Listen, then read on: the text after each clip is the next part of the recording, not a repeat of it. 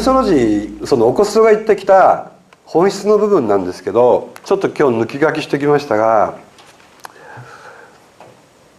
オコストはさっきも言ったように物質の世界と霊の世界を裏と表のような形で見ている、そのなんていうかな、思考というか精神を持った存在なんですね。だから物質の世界というのは僕ら科学で習ったと思うんだけど、一番大元には素粒子というのがあるんですね。そして素粒子が原子を作って、原子が分子を作って、そして分子がいっぱい集まってこういう物質を作っているっていうことは多分学校で皆さん習ったと思うんですが、そういった意味で言うと、これがもし霊的世界の写し絵だとしたら、その物質進化のずっと果てにあって一番進化してきたものっていうのは何かというと、科学的に言えば人間の身体になります。人間の体、物質がもう複雑に組織化されていって、結果的にこの身体が生まれて人間というのができてるわけですから。だから裏返した世界で見るとこういうことです。素粒子の世界というのは最もシンプルな基礎となる精神、霊と言っていいです。そしてその霊がその霊界の中で複雑に進化しながら霊が運動していて、その霊が最も進化してきたところに実は人間の身体を作る大元の霊となっている。こういう考え方です。これも分かりやすいですよね。だから人間の身体はオコストは、オコストは神という言い方はしないんだけど、最も一番進化した精神、最先端にある精神という意味で観察精神という言い方をします。全てを観察している精神がある。宗教で言えば神のようなものなんですけど、一者のようなものなんですけど、その影が人間の物質的身体ですと言います。だから皆さんこうやって体持ってるけど、例えば心臓の細胞がちょっと調子悪いから細胞をちょっと良くしようとか言って意識してうとか言ってよくならないじゃないですか。つまり人間の意識は今のところ自分の身体とは何一つつながってないということです。そういうことですよね。もしつながっていれば体の病気になったとこなんか意識でスーッとここちょっと歪んでるなとか言って治せるんだけど、それが治せないということは自分の身体でありながら私の意識はこの身体と何もつながってない。少なくとも顕在化している意識はね。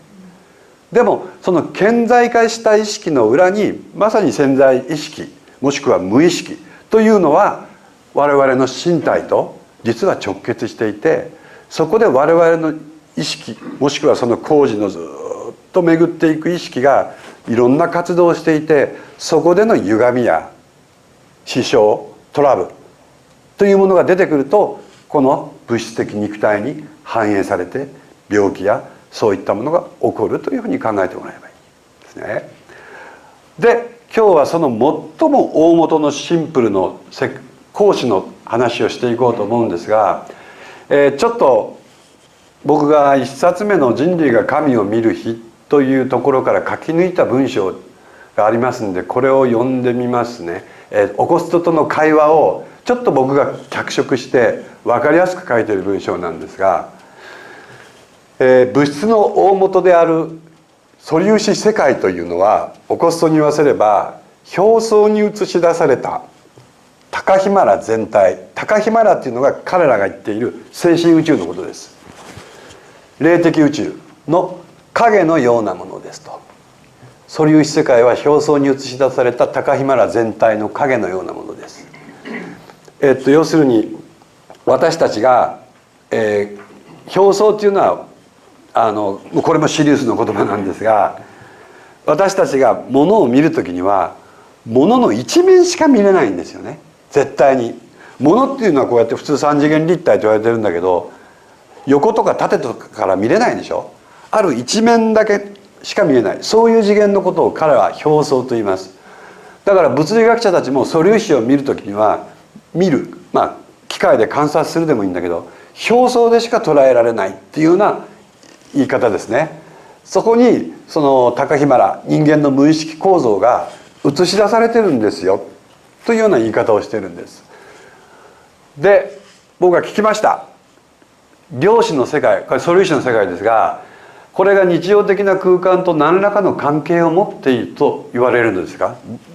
僕らのこの空間の世界と素粒子という世界、まあ普通素粒子って言ったら科学者とか物理学者が興味あるぐらいで、一般の人っていうのはほとんど馴染みがない世界じゃないですか。でもオコスはそうじゃないんです。関係あるんだと。実は素粒子はここと私たちがこうやって世界を意識しているものとすごい関係がある。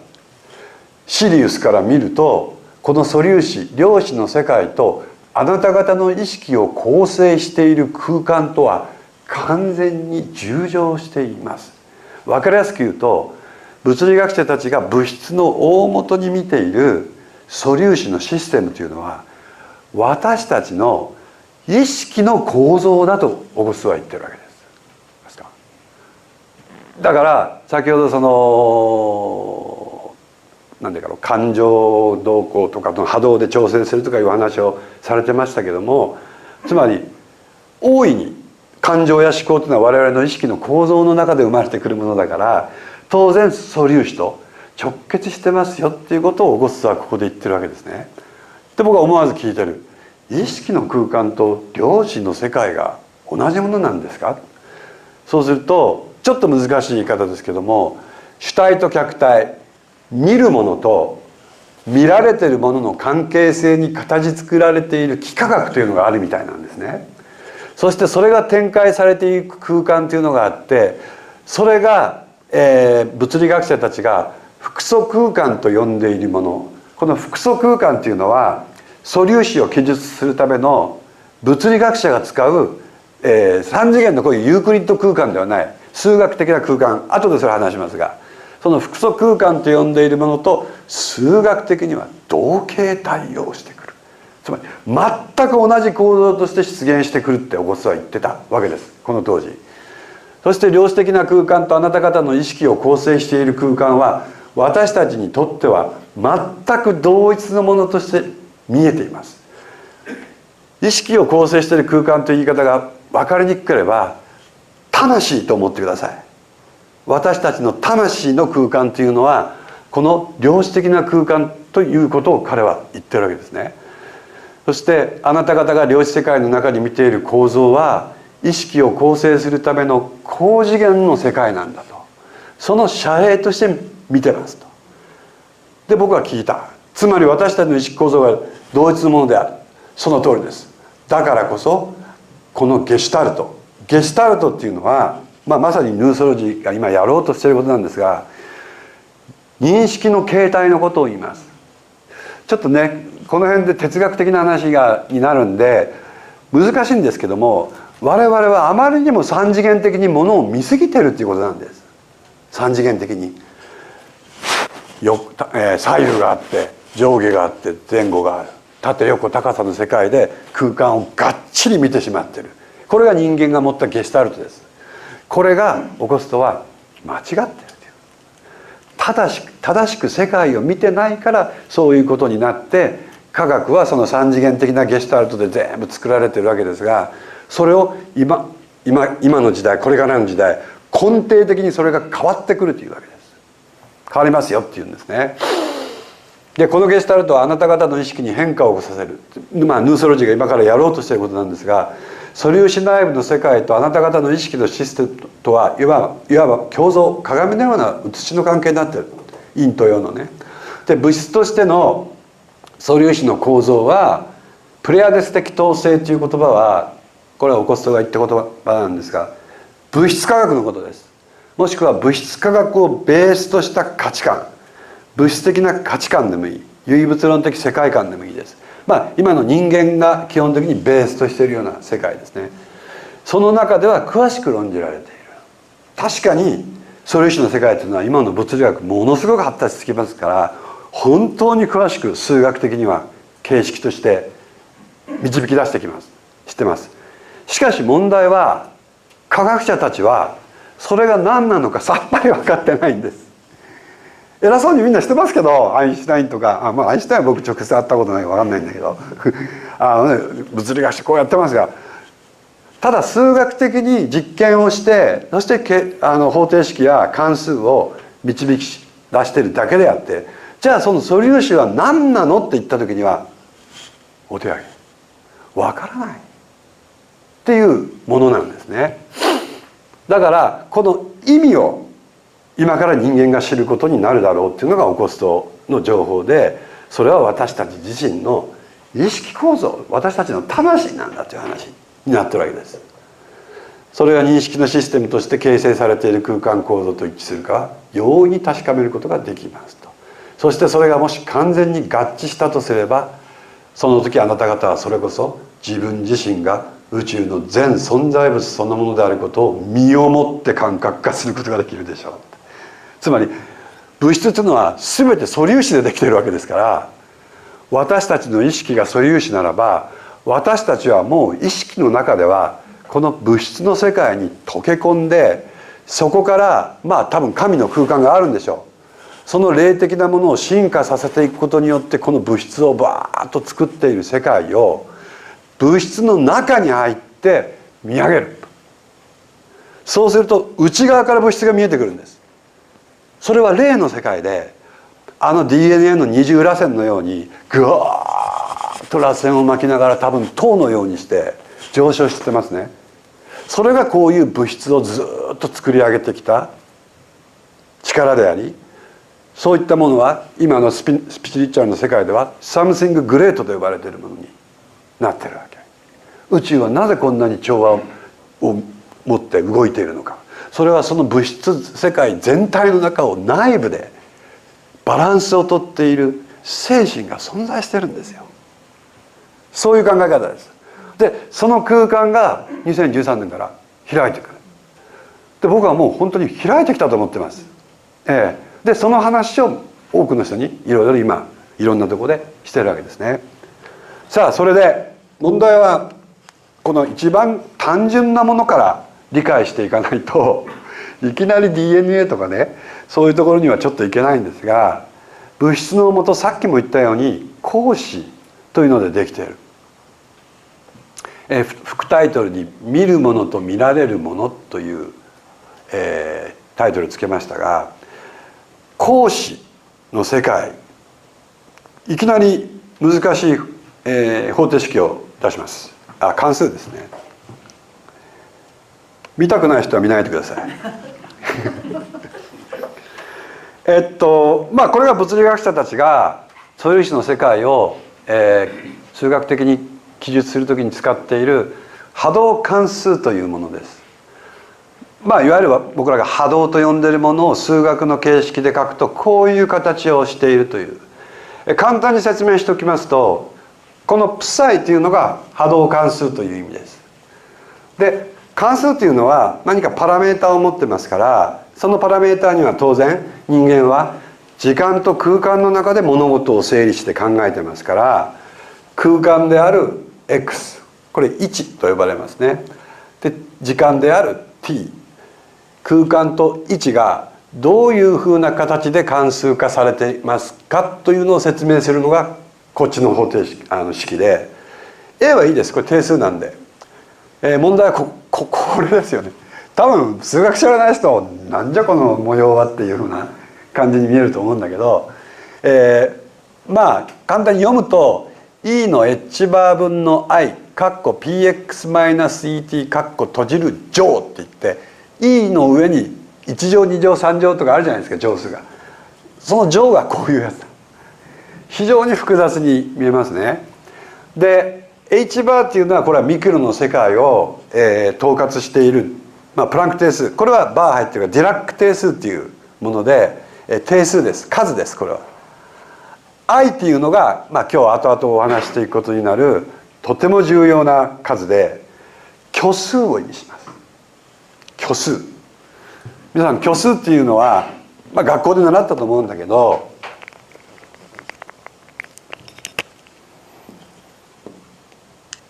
2乗するとマイナス1になるという不思議な数です。2乗してマイナス1です。普通数っていうのは2乗すると必ず整数になるんですが、負の数になるという。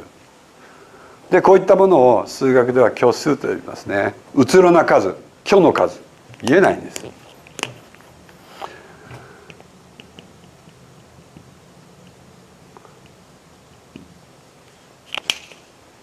でニュートン物理学までの世界はね、もう全て実数の世界で、こういう虚数なんていうのが登場することはありませんでしたすいません。で現代科学が20世紀になって量子の世界に突入して初めて虚数を使わないと説明できないというか形式化できないような世界にぶつかったんです。だからここから物理学は実は大きく変わってる。つまりどういうことかというと、物理学は物の理の学というふうに書くんですが、実はもう物ではないんです。素粒子の世界というのは物だったら実数で表せます。でも素粒子は実数では表せない世界になっちゃってる。でここがさっき物理学者が素粒子が何か何も分かってないということなんですが、この関数、形で書いた方がいいね。ちなみにこれが運動量、これはさっき言った位置、これがエネルギーというものです、物理でいう。で時間、こういう関係性になって、素粒子の波動関数のベースっていうのは作られていますが、こう書くとなかなか難しく見えるんだけど、簡単に、形で表すとこれはこういうものです。さっきの px-et というのはもう一つの角度を意味するんで、これ θ という角度にしました。そうすると知ってらっしゃる方もいるかもしれないんだけども、オイラーの公式というものにのっとって素粒子世界のベースはできているっていう形はこれですよ。単純に円丸十字と思ってください。そしてここに波動、これをどう解釈するかっていうのも物理学では非常にいろんな論争がされてたんですけど、これはぐるぐる回ってるの。ぐるぐるぐるぐるぐるぐるぐる。これが波動関数との元になっている回転です。複素空間と言います。これが RE が実数の軸、IM がイマジナリーの略ですが虚数の軸、縦に虚数の軸 I ですね、横に実数の軸で二次元空間を平面を作ってるわけです。そこで何かがぐるぐるぐるぐる回ってんの。そしてこれが光子だと思ってください。こういう表現をするわけです。でも複素数というのを物理学者がこうやって使う、これとこれが合わさったものを実数と虚数で x プラス yi とか書いて複素数というふうに言います。今学校で教えてるのかな、複素数っていうのは。教えてます？高校とかは。わからない。多分どうなんだろうな。ある程度ね、とても重要なんで。今の学校教育ひどいですもんね。ごめんなさい。円周率とか3ですよ。ひどくない？本当は僕 3.14 でもね、どうかなと思ってる。つまり円周率の 3.14159265358979 僕1000桁ぐらいまで言えるんですけど、そうやってダーっていく、つまり無限なんですね。つまり円という中にも無限が眠っているよっていうのを意味しているわけですよ。だから3なんてしてしまうと無限という感覚、子どもたちから無限という感覚を奪うんですよ。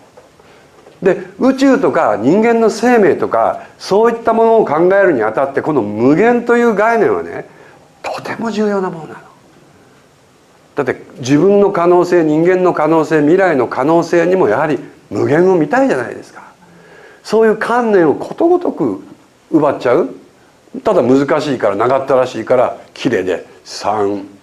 分かりやすいからいいだろう。そうじゃない。やはり世界というのは永久に割り切れないもんなんですよっていうことを、やっぱり小さいうちからねインプットしないと非常に短絡的な人間しか出てこなくなるような気がする。ちょっと話をこう言っちゃったけど、いいや、こっち戻ります。でこうやってこういう形で自然の根底には複素空間で回ってるんだけど、科学者たちは複素空間のこの虚軸と軸でできた空間を数学の形式としてしか知らない。つまり虚軸にあたるものが何なのかが分からないから、